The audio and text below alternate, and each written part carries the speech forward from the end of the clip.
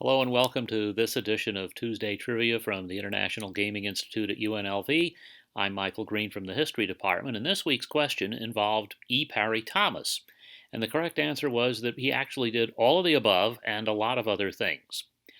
Parry Thomas was born in Utah and came to Las Vegas in 1954. He'd grown up wanting to be a banker, became one, and came here to run the Bank of Las Vegas, at least the banking end.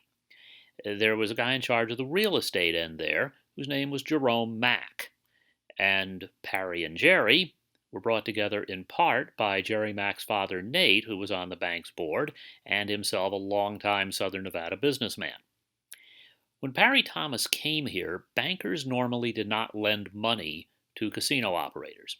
Those were the days when most of the operators were from organized crime or at the very least had run illegal casinos before coming here.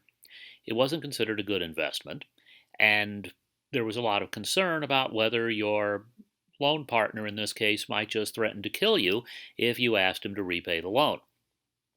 Parry Thomas reasoned that if you treated them like legitimate businessmen, they would act like legitimate businessmen.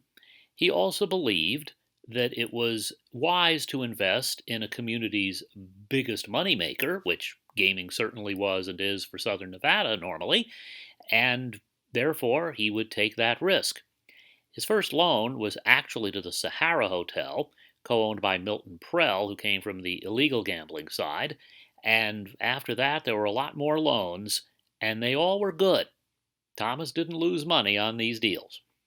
Well, doing that got him the reputation of being the banker for the casino industry and a lot of allegations about connections.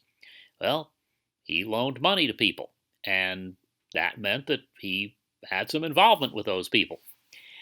That was about the extent of the involvement, although at one point he did end up technically owning the Riviera Hotel with some partners. Beyond that, though, beyond the fact that without Parry Thomas you don't get the growth of the gaming industry as it grew in Las Vegas in the 50s and, frankly, ever since, for reasons we'll get to, he did a lot of other things.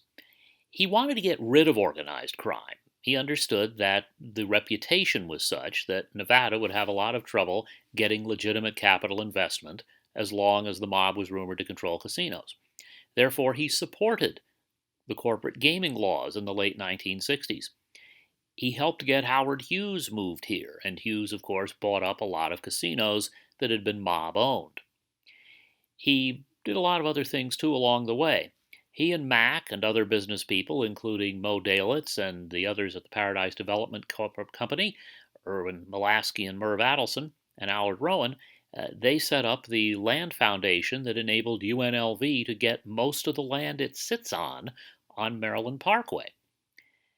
Thomas also took a risk with a young man he thought had a future. He thought the Golden Nugget, a downtown casino, could do better, and he encouraged a couple of young gaming operators to get involved. One was Michael Gaughan, who couldn't get involved too deeply at the time, but went on to do a few other things, as you well know. The other was a young man named Steve Wynn. And Wynn and Thomas formed a mutual admiration society. Thomas viewed him as a kind of extra son. Wynn viewed him in many ways as a surrogate father.